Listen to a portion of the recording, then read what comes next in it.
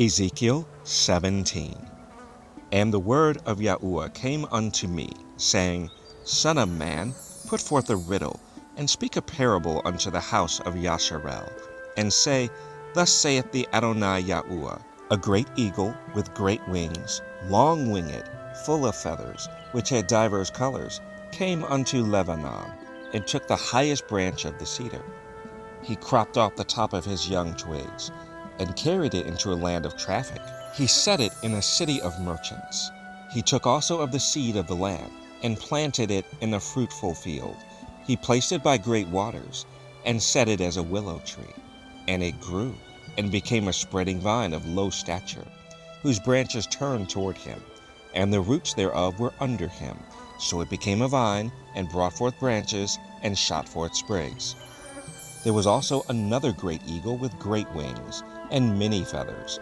And behold, this vine did bend her roots toward him, and shot forth her branches toward him, that he might water it by the furrows of her plantation.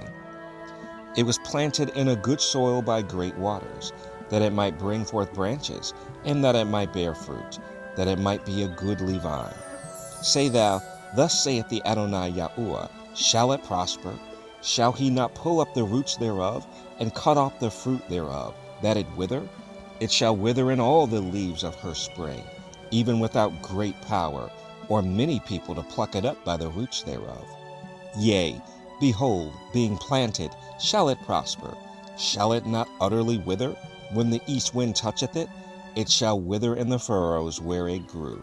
Moreover, the word of Yahuwah came unto me, saying, Say now to the rebellious house, Know ye not what these things mean? Tell them, Behold, the king of Babylon is come to Jerusalem, and hath taken the king thereof, and the princes thereof, and led them with him to Babylon, and hath taken of the king's seed, and made a covenant with him, and hath taken an oath of him. He hath also taken the mighty of the land, that the kingdom might be base, that it might not lift itself up, but that by keeping of his covenant it might stand.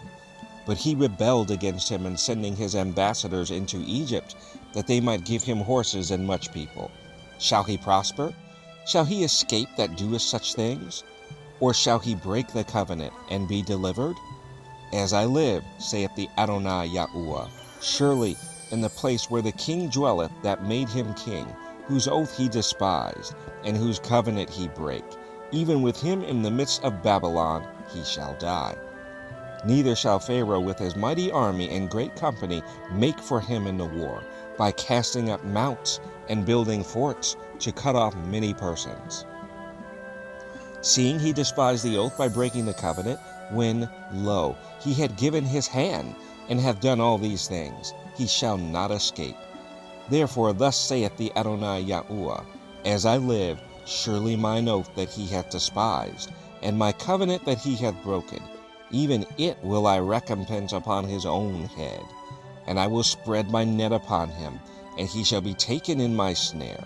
And I will bring him to Babylon, and will plead with him there for his trespass, that he hath trespassed against me.